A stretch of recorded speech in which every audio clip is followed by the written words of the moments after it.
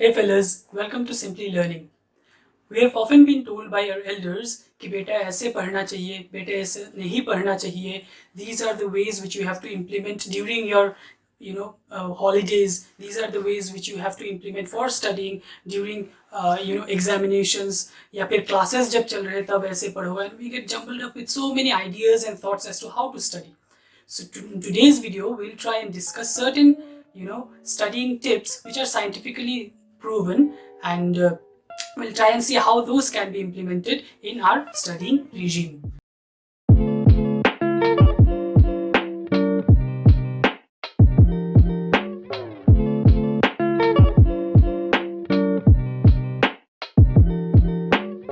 So one thing which is very important is to use the right artillery. I say artillery not because you are going into a war, जंग पे नहीं जा रहे हैं, लेकिन कुछ बच्चे पढ़ाई ऐसे करते हैं जैसे वो जंग पे जा रहे हैं. वो लोग स्केच पेन्स ले लेंगे, दुनिया भर का कलम ले लेंगे, कॉम्पास ले लेंगे, प्रोट्रैक्टर लेके आ जाएंगे, किताब लेके आ जाएंगे, हाइलाइटर्स लेके आ जाएंगे, दुनिया भर का सामग्री लेके आके टेबल पे सजा देंगे और सजाते सजाते ही वक्त बीत जाएगा. So we have to know which artilleries or things we have to use when we sit for studying. What do we have to use? One, पानी का bottle रहना चाहिए.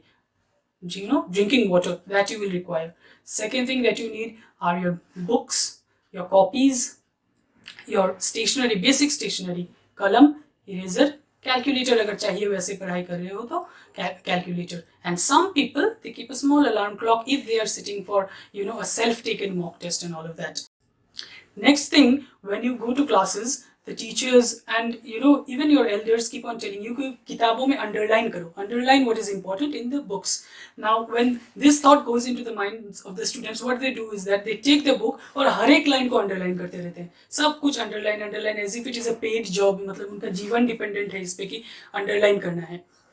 दूसरे लोग हैं वो लोग हाइलाइटर्स लेके जाते हैं और हाईलाइट करते रहते हैं हर एक लाइन को. They keep on highlighting as if they are creating a rainbow. वहाँ पे इंद्रधनुष बना देते हैं, लाल, नील, हरा, पीला, एकदम गुलाबी, हर किस्म का रंग का हाईलाइटिंग. इससे कोई फायदा नहीं होने वाला है. आपका किताब एक मोड़ जैसा दिखेगा. You will just create a peacock, you will not create any sort of important notes from that. What you do is you find out what is important, only underline that. Okay, and there is no point in highlighting. That doesn't help. Once you have highlighted it, you cannot erase it off. Use a pencil and just underline what is important. और एक चीज है, किताबों में जो blank space होता है ना ऊपर में और नीचे में, use those blank spaces. If you come across a word while reading the text which you do not understand, which is not legible, समझ में नहीं आ रहा है, डिक्शनरी में देख लो, देख के write down the meaning of the word in the space below or the space above, or there is something to which you have to give a connotation or a note कि कोई एक चीज के बारे में लिखना है तो वो वहां पे लिख दो, ताकि जब अगली बार पढ़ रहे हो ना आपको फिर से ना ढूंढना पड़े, फिर से ना सोचना पड़े. It breaks your chain of thought. So when you read for the first time, उसी वक्त ये चीज कर लो, then it will be helpful. Another thing that is helpful is to do cross referencing, especially when you are solving problem sums. What people do is in the copies they write down question number 5, exercise number 2. वो तो copy में referencing हो गया. किताब में कहाँ referencing हुआ?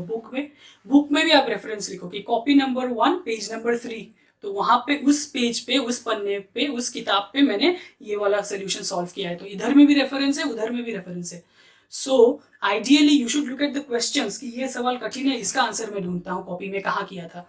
You will be able to find it out quicker exams during the exams. If you study from the copies you can not see the answers and see whether the question was tough. It should be the opposite way. इसीलिए copy में भी reference लिखो किताब के number का और किताब में भी रेफरेंस दो कॉपी के नंबर का. So this cross referencing will save a lot of time जब आप लोग एक्चुअली रिवाइज कर रहे हो फाइनली. और एक चीज जो बहुत ही जरूरी है is to stop decorating your answer sheets.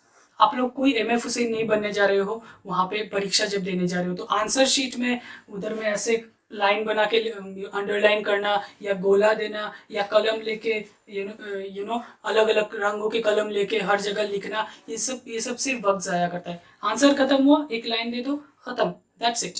Underline what is important with your pencil once. और एक चीज है, जब कुछ गलत हो जाता है आपको काटना होता है, सिंगल लाइन से काट दो. लोग ऐसे नहीं काटेंगे, लोग ऐसे ऐसे ऐसे स्क्रिबल करते रहेंगे as if they want to go through the paper into another dimension itself. So that does not help. एक single line, keep it neat. The next thing that I want to talk about is that you should read from your books but revise from your copies. तो एक बार किताब से तो पढ़ लिया, understanding हो गया, सीख लिया, you've understood it, then you learn it. What do you learn? The concept. So concept समझ लिए, उसके बाद you underline the important points in it, so you can concise your text of studying. जो भी पढ़ाई कर रहे हो उसको concise कर लिया after underlining. So what you have underlined, that you write down in your copies and you read that. What happens is when you read that, automatically a lot of information you will remember. You don't have to read the whole paragraph. You've written down what is important. आंख बंद कर लो, याद करने की कोशिश करो. देखो ज्यादातर चीजें याद आ जाएंगी. आपको पूरा टेक्स्ट पढ़ने की जरूरत नहीं. आपका वक्त भी बच जाएगा. Only those which you cannot understand, for that you go back to your books. You refer to your books. So you read that part there. By read from books, but revise from your copies.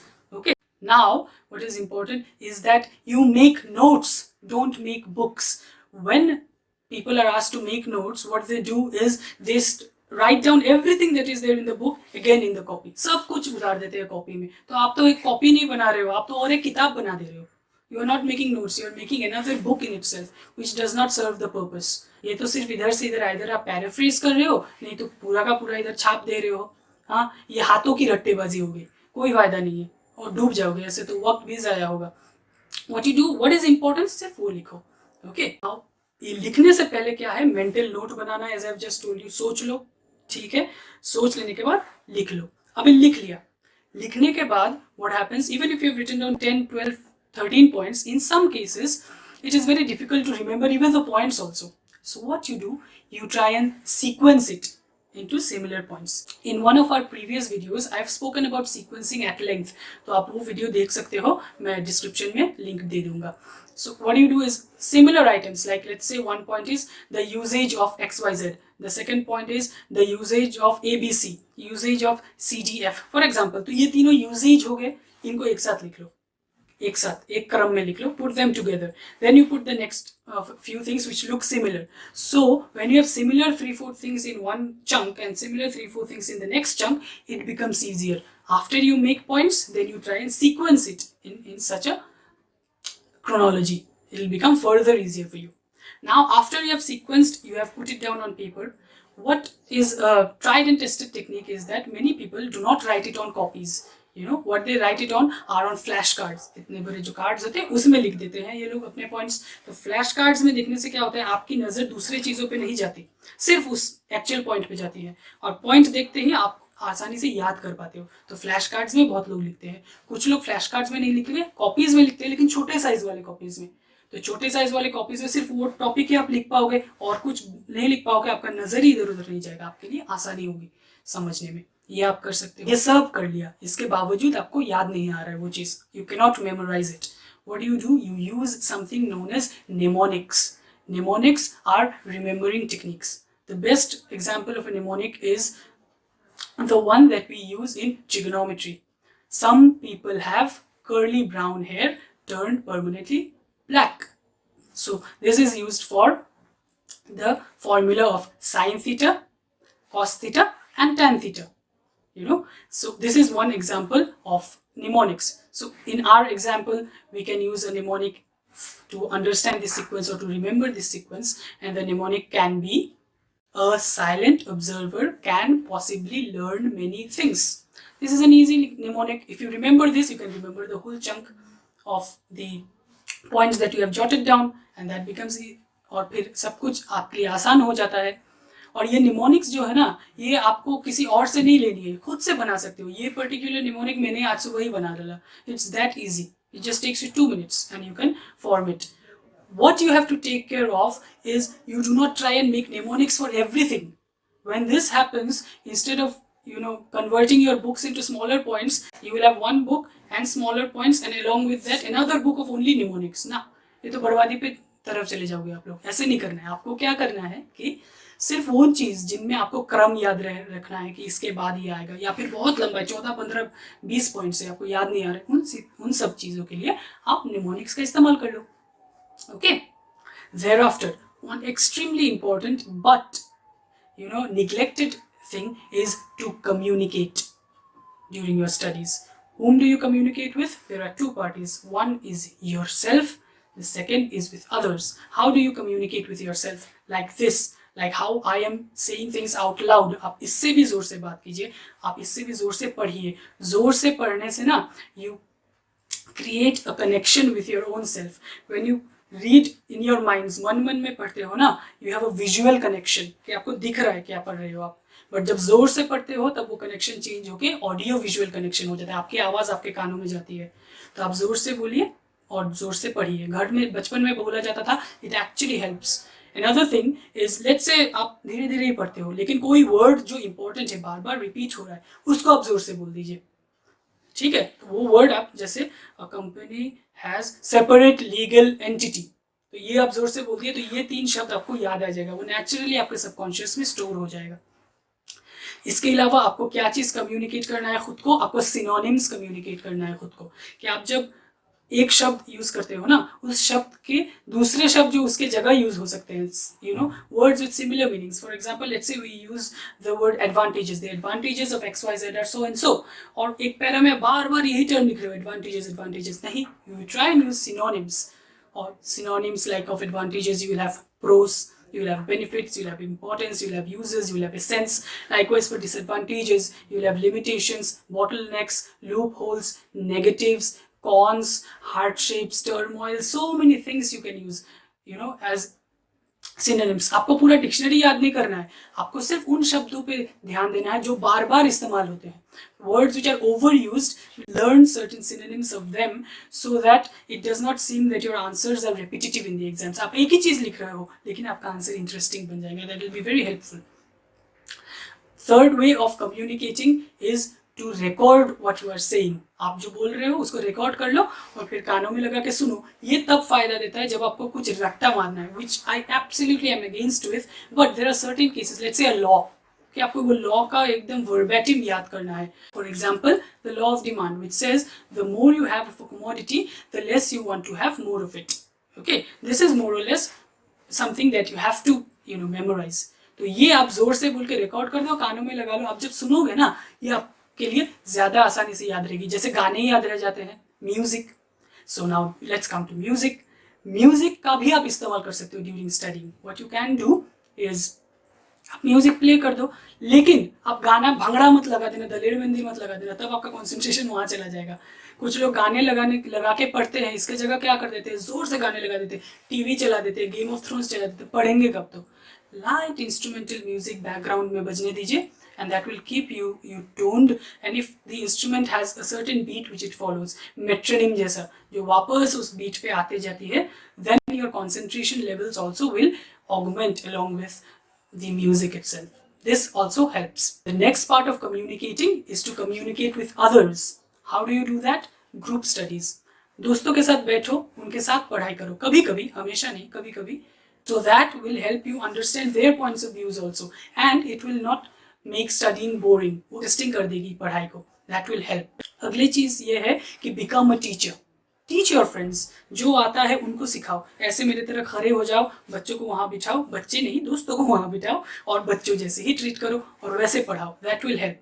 Because when you have a responsibility to teach somebody else you will learn extra. वो effort आप डालोगे, नहीं तो आपकी नाक cut जाएगी ना उनके सामने, तो आप एक्स्ट्रा पढ़ोगे ही उसके लिए, तो that will also help. The other thing which helps is to interact with people who are smarter than you, who are elder than you, जिनको आपसे ज्यादा चीजों के बारे में पता है, आपके फील्ड में, आपके पढ़ाई के जो रिजीम है उसमें जिनको ज्यादा पता है उनसे बात करो। उनसे बात करने से आपको अपने आप ज्ञान आती रहेगी और उस ज्ञान को सिर्फ आपको कागज में ट्रांसलेट करना पड़ेगा। ये एक लॉन्ग टर्म चीज है जो वक्त के साथ आप जितना करोगे उतना आपके लिए बेहतर होते जाएगा, पढ़ाई का जो क्रम है वो बेहतर होते जाएगा। The last thing in communicating which I want to tell you is ask questions. You don't understand anything, ask questions. You don't understand anything, YouTube में वीडियो देखो. You don't understand anything, किताबें पढ़ो. Don't procrastinate. इसको कल के लिए मत छोड़ दो कि ये समझ नहीं आ रहा है पैराग्राफ का, बाकी पढ़ लेता हूँ मैं। कुछ फायदा नहीं होगा, आपका ना ऊपर वाला समझ जाएगा ना नीचे वाला समझ जाएगा, क्योंकि बीच का वाला तो आपने छोड़ दिया। तो इसीलिए immediately try and resolve that thing. कल के लिए मत छोड़ देना. Don't procrastinate. Ask questions from wherever you can get any source which can reply to you, और बात को वही निपटाओ. So that's it, friends. This is a cluster of certain studying tips which will help you to study. It will tell you how to study. In the course of time, we'll come up with more techniques of studying better, of certain specific subject related material, also subject related content also. So be tuned to our channel and come back and subscribe to our channel also. You can like, comment and share these videos. You can tell us what tricks you have utilized to study better during your studying days, and that will help the other students also. You can do that in the comment section. We have our Instagram page and we have our Facebook page also. Go ahead and follow those also for more related content. And until the next video, ciao, see you, bye bye, namaste.